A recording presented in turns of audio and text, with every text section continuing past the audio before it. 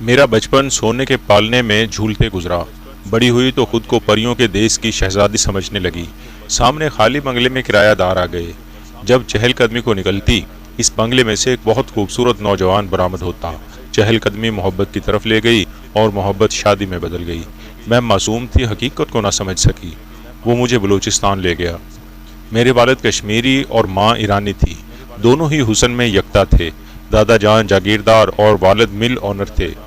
دادا کی آرزو تھی کہ ان کا بیٹا کسی اعلیٰ دولت مند ہم پلا گھرانے میں شادی کرے، لیکن تعلیم کے لیے جب والد لندن میں تھے، میری ماں کے حسن پر مر مٹے اور بابا جانی نے والدین کی رضا پر اپنے دل کی آرزو کو ترجیح دی۔ حسن کی جیت ہوئی، انہوں نے میری ماں سے شادی کر لی اور خوش و خرم زندگی بسر کرنے لگے۔ شادی کے بعد انہوں نے دادا کی جاگیر اور فروٹ کے باغات کو چھوڑ کر شہر میں رہائش اختیار کر لی۔ جب باپ اس جہان فانی سے رخصت ہو گئے تو ان کی جائیداد بھی از خود ان کو مل گئی۔ اس وراثتی تحفے کو بیچ کر شہر میں مل لگا لی اور روپیہ دھن کی طرح برسنے لگا۔ میرا بچپن سونے کے پالنے میں جھولتے گزرا۔ بڑی ہوئی تو خود کو پریوں کے دیس کی شہزادی سمجھنے لگی۔ جہاں سے گزرتی، بڑے سرمایہ دار کی بیٹی کی خاطر لوگ راستہ چھوڑ دیتے۔ میں جوان ہوئی تو والد سے ڈرائیونگ سیکھنے کی فرمائش کی۔ انہوں نے کہا ضرور سیکھو، تم کو گاڑی چلانا آنا چاہیے۔ ڈرائیونگ لائسنس مل گیا تو اگلی فرمائش کر دی کہ اب گاڑی بھی لے کر دیجیے۔ والد نے اگلے ہی دن میرے لیے حسب پسند گاڑی بک کرا دی اور ہفتے بعد مجھے ڈرائیور اور گاڑی کے انتظار سے بھی نجات مل گئی۔ اپنے اختیار میں سواری کی بات ہی اور تھی۔ میں تو جیسے ہواؤں میں اڑ رہی تھی۔ جب جی چاہتا کار نکالتی اور گھر سے نکل پڑتی، سہیلیوں کے گھر، پھر ان کو ساتھ لے کر سیر و تفریح کے لیے، اور کبھی کسی اچھے سے ریسٹورنٹ میں کھانا اور چائے سے لطف اندوز ہونے، اور کبھی سیر سپاٹے کے لیے۔ یہ ان دنوں کا ذکر ہے جب میں کالج کے آخری سال میں تھی۔ خود اپنی گاڑی پر کالج آتی جاتی اور شام کو بھی جب جی چاہتا نکل پڑتی۔ انہی دنوں ہمارے گھر کے سامنے بنگلے میں کرایہ دار آ گئے۔ اب جب میں چہل قدمی کو نکلتی، اس بنگلے سے ایک نوجوان بھی برآمد ہوتا۔ بہت خوبصورت، اونچا، لمبا، چمکتی آنکھیں اور چوڑے شانے، بالکل فلمی ہیرو جیسا۔ وہ تبھی میرے پیچھے پیچھے گھنے درختوں کے سائے ٹھنڈی سڑک کی راہ لیتا۔ وہ اپنے آپ میں گمسم خیالات میں مگن سا دکھائی دیتا۔ دو جیتے جاگتے خاموش کرداروں کی موجودگی سے چہل قدمی کے اس حسین نظارے میں جان پڑ جاتی تھی۔ شاید دونوں ہی کو ایک خوشگوار احساس رہتا تھا کہ ہم ایک دوسرے کے آگے پیچھے چلتے ہیں، اور ٹھنڈی سڑک کے کنارے اس حسین نظارے میں ہماری ہستیوں سے فضا کی گمبھیرتا میں ارتعاش پیدا ہوتا ہے۔ ہم نے عرصہ تک ایک دوسرے سے کلام نہ کیا، حالانکہ روز ہی چہل قدمی کے ساتھی ہوتے، مگر خاموشی کی حد کو پار نہیں کیا۔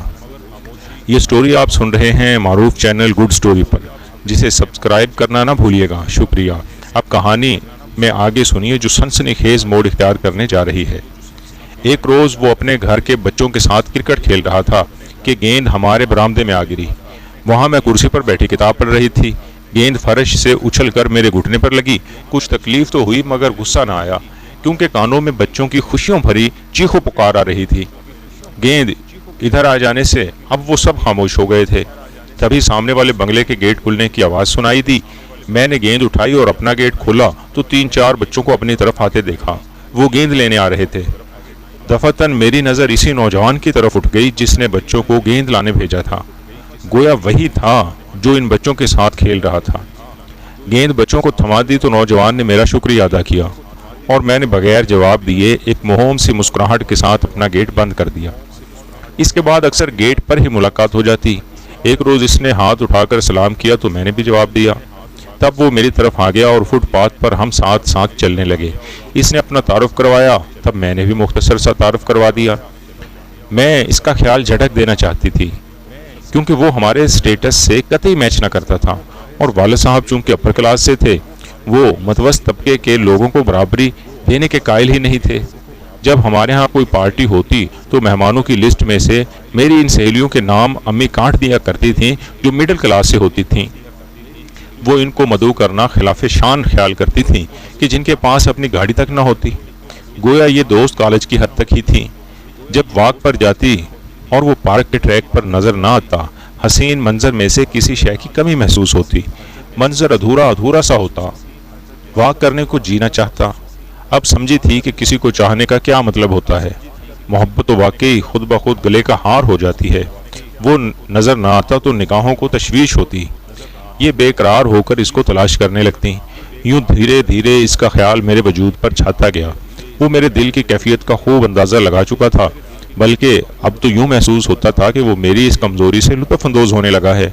اس کی محبت نے میرے مزاج کو بدل دیا۔ گھر میں چپ چپ رہتی، سہیلیوں کے فون نہ اٹھاتی، فون کی گھنٹی بجتی رہتی، کھانا بھی نہ چھوڑ دیا، والدین کی میز پر باتیں کرتے لیکن میں ہوں ہاں کرتی رہتی۔ تبھی انہوں نے نوٹ کیا کہ مجھ میں کوئی غیر معمولی تبدیلی واقع ہو چکی ہے۔ ایک روز بابا جان نے مما سے کہا، ہماری بیٹی سائرہ پہلے کی طرح اب ہنستی بولتی نہیں ہے، نہ ہی اس میں وہ زندہ دلی باقی رہی ہے جو اس کی طبیعت کا خاصہ تھی۔ میں دیکھ رہا ہوں یہ بہت دنوں سے چپ چپ رہتی ہے، اس سے پوچھو کیا بات ہے۔ مما نے جب پوچھا، میں نے جھوٹ کہہ دیا کہ مجھے پیسے چاہیے، ڈھیر ساری شاپنگ کرنے کو جی کرتا ہے۔ وہ بولی، تو کہا کیوں نہیں، پہلے تو کہہ دیا کرتی تھی۔ انہوں نے والد کو بتایا تو بابا جان نے اپنا بھرا ہوا بٹوا دے دیا، کہا جس قدر چاہو تم لے لو اور جتنی چاہو شاپنگ کر لو۔ میں نے خاصی رقم پرس میں رکھ لی اور گاڑی نکال کر ایک ریسٹورنٹ میں پہنچ گئی۔ یہ سٹوری آپ سن رہے ہیں معروف چینل گڈ سٹوری پر، جسے سبسکرائب کرنا نہ بھولیے گا۔ اب کہانی میں آگے سنیے کہ سائرہ کی شہزادیوں جیسی زندگی میں ہلچل کیسے مچی۔ سائرہ اکیلی ہی میز پر بیٹھی چائے پی رہی تھی، اپنے خیالوں میں گم تھی کہ جمیل وہاں آ گیا۔ وہ نہیں جانتی تھی کہ وہ وہاں اتفاقاً آیا یا اس نے تعاقب کیا تھا۔ بہرحال وہ آ کر میز پر بیٹھ گیا۔ بہت سی باتیں ہو چکی تو میں نے دوستی کا ہاتھ بڑھا دیا۔ اس نے بھی وعدہ کر لیا کہ وہ اس دوستی کے رشتے کو نبھائے گا۔ اس دن میرا ذہن پرسکون اور دل ہلکا پھلکا ہو گیا۔ ہم ریسٹورنٹ سے نکلے اور خوب سیر کی۔ وہ بار بار یہ الفاظ کہتا کہ مجھے تمہارے والد کی دولت سے نہیں، صرف تم سے غرض ہے، تم میری دوستی کو آزما لینا۔ اس کے بعد ہمارے درمیان تکلف کا پردہ اٹھ گیا۔ ہمارا یہ معمول ہو گیا کہ چہل قدمی کو نکلتے تو پھر گھومنے نکل پڑتے، کبھی کلفٹن، کبھی منوڑا اور کبھی کہیں اور۔ ایک روز اس نے کہا چلو مری چلتے ہیں، صبح جا کر شام کو آ جائیں گے۔ صبح گھر سے نکلی مگر کالج نہ گئی بلکہ جمیل کے ساتھ مری روانہ ہو گئی۔ ہم نے دوپہر تک بہت اچھا وقت گزارا، تھک گئے، واپس ریسٹ ہاؤس میں آ گئے۔ میں موسیقی سننے لگی اور وہ اپنے بیگ سے نکال کر کوئی مشروب پینے لگا۔ اچانک میری نظر پڑی تو میں نے کہا، یہ کیا کر رہے ہو، تم نشہ کر رہے ہو، جبکہ ہم نے واپس بھی جانا ہے اور تم نے گاڑی چلانی ہے۔ نشہ اچھی بات نہیں، جانتے ہو یہاں روڈ پر کتنے احتیاط سے گاڑی چلانی ہوتی ہے۔ وہ بولا، جانتا ہوں لیکن کبھی کبھی بے خود ہو جانا اچھا لگتا ہے۔ پھر اس نے بیگ کھڑکی سے گرا دیا۔ بولا، تم کہتی ہو یہ بکواس چیز ہے تو اور نہیں پیوں گا۔ اور پھر سستانے کو وہ بستر پر دراز ہو گیا اور میں اٹھ کر برآمدے میں آ گئی۔ پھر سیڑھیاں اتر کر نیچے بنے لان کی بینچ پر جا بیٹھی۔ ہر طرف آسمان پر بادل تیر رہے تھے، کچھ ہمارے سروں سے چند ہاتھ اوپر اور کچھ گھاٹیوں میں اتر جاتے تھے۔ تھوڑی دیر بعد وہ بھی نیچے آ گیا اور بینچ پر میرے پاس بیٹھ گیا۔ جمیل پر ہلکا ہلکا خمار طاری تھا۔ کہنے لگا، جانتا ہوں تم نیچے کیوں چلی آئی ہو، مجھ پر اعتبار نہیں ہے شاید۔ اچھا ٹھیک ہے، لیکن ایک بات کہتا ہوں، تم جلدی اپنے بابا جان سے شادی کی بات کرو۔ شادی کی بات؟ کس کی شادی کی بات اور کس سے؟ میں نے حیرت سے اس کی آنکھوں میں دیکھا۔ میری اور تمہاری شادی کی بات؟ دیکھو، یا تو ہم اس طرح ملے نہیں یا پھر شادی کر لیں۔ کیوں، ٹھیک ہے نا، میں غلط تو نہیں کہہ رہا؟ ہاں جمیل، میں سوچ رہی ہوں اس پہلو پر، مگر مجھے تھوڑے دن کی مہلت دو، پھر میں بات کروں گی بابا جان سے۔ ہم وہاں گھنٹہ بھر بیٹھے رہے۔ میں نے گھڑی دیکھی، 4 بج رہے تھے۔ میں نے کہا، تم گاڑی میں بیٹھو، میں بیگ لاتی ہوں، میرا خیال ہے اب چلنا چاہیے۔ اس نے گاڑی احتیاط سے چلائی۔ جمیل نے زیادہ نشہ نہیں کیا تھا، صد شکر کہ میرے روکنے پر مزید پینے سے خود کو روک لیا تھا۔ بخیریت ہم وقت پر گھر آ گئے، لیکن اس روز کی تفریح سے میرے اندر خطرے کی گھنٹی بج گئی تھی۔ اس کے بعد ہفتہ تک میں گھر سے باہر نہ گئی۔ اس نے کئی بار فون کر کے کہا، واک پر چلو۔ میں نے خرابی طبیعت کا بہانہ کر دیا۔ تب وہ اتوار کے دن اپنے والدین کو لے کر ہمارے گھر آیا۔ میں جان گئی کہ یہ کیوں آئے ہیں۔ ان کے والدین کے آنے کا مقصد مجھ پر واضح تھا۔ میرے والدین نے یہی سمجھا کہ پڑوسی ہونے کے ناطے آ گئے ہیں، سو انہوں نے آؤ بھگت کی۔ حیرت کی بات یہ کہ جمیل کے والدین نے وقت ضائع کرنا بالکل بھی مناسب نہیں سمجھا، بلکہ پہلی ہی ملاقات میں وہ حرف مدعا زبان پر لے آئے، جو میرے نزدیک کسی صورت مناسب بات نہیں تھی۔ میرا خیال تھا کہ یہ لوگ 2-4 بار آنا جانا کریں گے، اس کے بعد میرے والدین کا موڈ دے کر بات کریں گے۔ اس دوران میں جمیل کو گھر مدعو کروں گی، وہ اپنی ذہانت اور میٹھی میٹھی باتوں سے بابا جان اور مما کا دل جیت لے گا۔ تب ان کا اسٹیٹس اور فیملی بیک گراؤنڈ میرے والدین کو اس قدر ہارڈ نہیں کر پائے گا۔ جب انہوں نے سیدھی ہی رشتے کی بات کر دی تو میرے والدین کے مزاج بگڑ گئے، جیسے ان کے غرور بھرے دلوں پر کسی نے اچانک ہی پتھر دے مارا ہو۔ بابا جان نے صاف کہا کہ آپ کو پڑوسی ہونے کے ناطے عزت دی ہے، ہم بیٹی کا رشتہ اپنے ہم پلہ گھرانے میں کریں گے۔ اگر ایسا خیال آپ کے دل میں موجود ہے تو آپ جا سکتے ہیں، اور یہ مقصد لے کر دوبارہ یہاں مت آئیے گا۔ جمیل کے والد نے بابا جان کے تکھے لہجے کو محسوس کیا اور کہہ دیا کہ بے شک آپ کو یہ رشتہ بے جوڑ لگا ہے، ہمارا آنا آپ کو گوارا نہیں، لیکن آپ کی بیٹی کو تو ہے، ہم تو انہی کی خوشی کو مد نظر رکھتے ہوئے آئے ہیں۔ یہ کہہ کر وہ تو چلے گئے، لیکن بابا کا دل زخمی کر گئے۔ جمیل نے بعد میں مجھے کہا، دیکھو سائرہ، اگر تم نے مجھ سے شادی نہ کی تو تمہاری زندگی بھی برباد رہے گی اور میری بھی۔ یا تو اپنے والدین کو منا لو، نہیں تو تم خود مختار ہو، ہم خود ہی کورٹ جا کر شادی کر لیتے ہیں، بعد میں تمہارے روشن خیال ماں باپ بالآخر مان جائیں گے۔ تم ان کی اکلوتی لڑکی ہو، وہ اتنی آسانی سے تم کو ہرگز کھونا نہ چاہیں گے۔ اس نے مجھے اس قدر اکسایا کہ میں یہی سمجھنے لگی کہ اب جمیل کو ٹھکرایا تو شاید عمر بھر خوش نہ رہ سکوں گی۔ ماما کو اپنے دل کی مرضی بتائی تو وہ سمجھانے لگی، دیکھو جمیل کماتا نہیں ہے، اس کے والد بوڑھے ہیں، ان کی نوکری پرائیویٹ ہے، کسی بھی دن مالک نے فارغ کر دیا تو یہ لوگ سڑک پر آ جائیں گے، پھر تم کہاں جاؤ گی؟ ماما نے مجھے بڑے لیکچر دیے، میں نے بھی ٹھنڈے دل سے بہت سوچا، مگر سوئی ہر بار جمیل ہی کے نام پر اٹک جاتی تھی۔ تبھی میں نے فیصلہ کر لیا کہ اگر ماں باپ سیدھے طریقے سے میری شادی جمیل سے نہیں کریں گے تو میں بھی ان کا گھر چھوڑ دوں گی اور جمیل سے کورٹ جا کر شادی کر لوں گی۔ ماما نے دیکھا کہ میں کسی طور پر اپنی ضد نہ چھوڑوں گی، انہوں نے میرے والد کو رضامند کر لیا۔ دل گرفتہ میرے باپ نے شرط رکھ دی کہ وہ جمیل کو برے وقت میں بھی اپنی دولت میں سے کچھ نہ دیں گے، اور نہ ہی میں ان سے شادی کے بعد مالی امداد کے لیے ہاتھ پھیلاؤں گی۔ بہرحال انہوں نے مناسب جہیز کے ساتھ میری شادی سادگی سے جمیل سے کر دی۔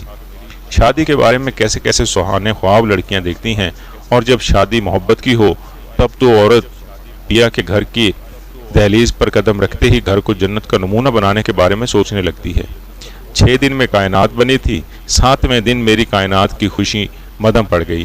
جمیل نے کہا، میرے والد نے قرض لے کر شادی کا خرچہ بھرا ہے اور اب قرض دار روپیہ واپس مانگ رہے ہیں، اگر تم اپنے والد سے 10 لاکھ روپے لے آؤ تو ہم قرض خواہوں سے جان چھڑا لیں۔ آنسوؤں سے بھری بوجھل پلکوں کے ساتھ گھٹی گھٹی آواز میں نے شادی کے 15ویں دن بابا جان سے یہ رقم مانگی اور بہانہ کیا کہ میں اور جمیل ہنی مون منانے دبئی جانا چاہتے ہیں۔ نئی دلہن تھی۔ والد نے میرے اداس چہرے کی طرف دیکھا اور مجھے مایوس نہیں کیا۔ بغیر کسی سوال کے انہوں نے 10 لاکھ روپے مجھے دے دیا، کیونکہ یہ رقم ان کے لیے معمولی سی تھی۔ میں سمجھ رہی تھی کہ رقم لے کر جمیل کا رویہ مجھ سے نارمل ہو جائے گا اور ان کا موڈ ٹھیک ہو جائے گا، کیونکہ ان کے والد قرضہ ادا کر کے ہلکے پھلکے ہو جائیں گے، گھر میں جو پریشانی ہے اس سے نجات مل جائے گی اور ہم خوش و خرم اپنی ازدواجی زندگی بسر کرنے لگیں گے۔ مگر یہ میری خام خیالی تھی۔ اس رقم کے چند دن ہی وہ خوشی سے رہے اور پھر رقم کا مطالبہ کر دیا کہ کب سے بے روزگار ہوں، بہت ملازمت کے لیے کوشش کر لی، ماسٹرز کر لینے پر بھی نوکری نہ ملی، سوچا ہے ایسا کب تک چلے گا، مکان کا کرایہ ابو کو کمپنی سے ملتا ہے، اگر ان کی ملازمت جاتی رہی تو ہمارا ٹھکانہ سڑک پر ہوگا، اس سے پہلے کہ ایسے حالات درپیش ہوں کیوں نہ کوئی چھوٹا موٹا بزنس کر لوں۔ میں سمجھ گئی کہ کیا کہنا چاہ رہے ہیں۔ مدعا بیان کیجئے، میں نے کہا۔ اگر تمہارے والد اتنا روپیہ مجھے قرض حسنہ کے طور پر دے دیں کہ میں اپنا بزنس اسٹارٹ کر لوں تو ہماری زندگی بن جائے گی۔ میں تم کو اتنا کما کر دے سکتا ہوں کہ تم ٹھاٹ باٹ سے زندگی بسر کر سکو۔ جمیل، تم جانتے ہو بابا جان نے میری تم سے شادی ہی اس شرط پر کی تھی کہ تم ان سے کوئی رقم نہ مانگو گے۔ اب کس منہ سے تمہارے بزنس کے لیے 50 لاکھ کا قرضہ مانگنے جاؤں؟ وہ تو غصے سے بھڑک جائیں گے۔ میں یہ مطالبہ لے کر ان کے سامنے بالکل نہیں جاؤں گی۔ ٹھیک ہے، میں خود مانگ لوں گا، جس طریقے سے بھی مانگوں، اس نے جواب دیا۔ اس کے بعد بھی میرے سمجھانے کے باوجود جمیل باز نہ آئے، بار بار مجھ پر دباؤ ڈال کر پریشان کرنے لگے۔ جب میں نے ان کا گھر چھوڑنے کی دھمکی دی تو انہوں نے کچھ عرصے کے لیے چپ سادھ لی۔ بے شک میری ساس اور سسر شریف لوگ تھے، لیکن جمیل نے محض شرافت کا لبادہ اوڑھ رکھا تھا۔ اس کا مجھے گمان بھی نہ تھا کہ وہ روپیہ حاصل کرنے کی خاطر ایسی گھٹیا حرکت کر گزریں گے۔ ایک روز انہوں نے مجھے کہا کہ مجھے بلوچستان میں نوکری ملی ہے، تم کو بھی میرے ساتھ جانا ہوگا، وہاں مکان کا بھی بندوبست ہو گیا ہے۔ میں ان کے ہمراہ چلی گئی۔ मेरे ससुर को कंपनी से रिटायरमेंट दे दी गई थी, लिहाजा वो किराए का मकान छोड़कर अपने आबाई गांव चले गए थे। इनको ये इल्म ना था कि जमील क्या कर रहा है। जमील ने वहां मुझे अपने एक दोस्त के घर छुपा दिया। ये पहाड़ी दुश्वार गुजार रास्ता था। उन्होंने अपने दोस्त से बाबा जान को खत लिखवाया कि तुम्हारी बेटी की जान को खतरा है, और सफ़र के दौरान रुझान के पास कच्चे के इलाके में डाकुओं ने अचानक हमला कर दिया है। वो सायरा को उठाकर ले गए हैं और अब इसके बदले में तावान के तलबगार हैं। रकम इनको वक़्त पर अदा ना की गई तो वो सायरा को कत्ल कर देंगे। हालांकि ये सरासर झूठ था। बहरहाल मेरे वालिद बेचारे खत मिलते ही बुखला गए। जब खत मिला बाबा जान बहुत परेशान हुए। उन्होंने पुलिस को इतला देनी चाहिए, लेकिन अम्मी ने इनको इस अमर से रोक दिया। कहा कि ऐसी गलती हरगिज़ ना करना, हमारी बेटी न जाने किन जालिमों के जुंगल में है। रकम देकर बच्ची की जान बचा लो। एक बार सायरा हमारे पास आ जाए फिर निमट लेना है इनसे जिन्होंने ये मकरू खेल खेला है। वालिद ने कुछ सोच विचार के बाद मम्मा की बात मान ली और रकम जिस तरीके से इनको हदायत की गई थी एक ब्रीफ केस में भरकर पहुंचा दी गई। इसके बाद जमील ने मुझे मेरे वालिदैन के घर के नज़दीक छोड़ा और रकम लेकर बैरून मुल्क फरार हो गया। इसके बाद इसका पता ना चला। वालिद साहब ने कानूनी चाराजोई करना चाहिए। मेरी वालदा ने रोक दिया कि शुक्र करो बेटी जिंदा सलामत मिल गई है, हमारे पास दौलत की कोई कमी नहीं। कोर्ट जाने से आपके नाम पर हरफ उठेगा, लोगों को हजार बातें बनाने का मौका मिलेगा। जमील, तुम तो चले गए मगर मेरी ज़िंदगी का सब सुख भी ले गए। क्या अम्मी अब्बू ठीक कहते थे कि अपने हम पला लोगों में शादी करना चाहिए? मैं तो आज भी यही सोचती हूँ कि मिडिल क्लास हमारे माशरे की क्रीम होती है, रीढ़ की हड्डी है। हमारे मुल्क का दरमियाना तबका यही लोग तो रवायात के अमीन हैं। मतवस्त तबका के लोग इशराफी इक़दार के पासबान और बागैरत सफ़ेद पोशी का भरम कायम रखने वाले हैं। मेरे नज़रियात आज भी नहीं बदले। हालांकि तुमने मुझे धोखा दिया, लेकिन तुम्हारा ये अमल इनफरादी था। इसलिए मैं ये कभी नहीं कहूँगी कि एक मछली सारे जल को गंदा कर देती है। जल गंदा नहीं होता, अलबत्ता कुछ मछलियाँ इनमें ऐसी परवान चढ़ जाती हैं जो खुद गंदी होती हैं। शायद तुम इनमें से एक थे। खुदा करे तुमको तुम्हारी मंजिल मिल गई हो, अपनी लालची फितरत के सबब किसी और को शिकार ना बनाया हो। हम आपके लिए लाते हैं हमारे माशरे में आए रोज़ जन्म लेती सच्ची कहानियाँ, जिन्हें पढ़ने और सुनने के लिए हमारे इस चैनल गुड स्टोरी को भी सब्सक्राइब कर लें, जिससे हम आपके शुक्रगुजार भी होंगे और आपको भी हमारी हर नई आने वाली स्टोरी बराह रास्त मिलती रहेगी और आपको इंतज़ार नहीं करना पड़ेगा। शुक्रिया।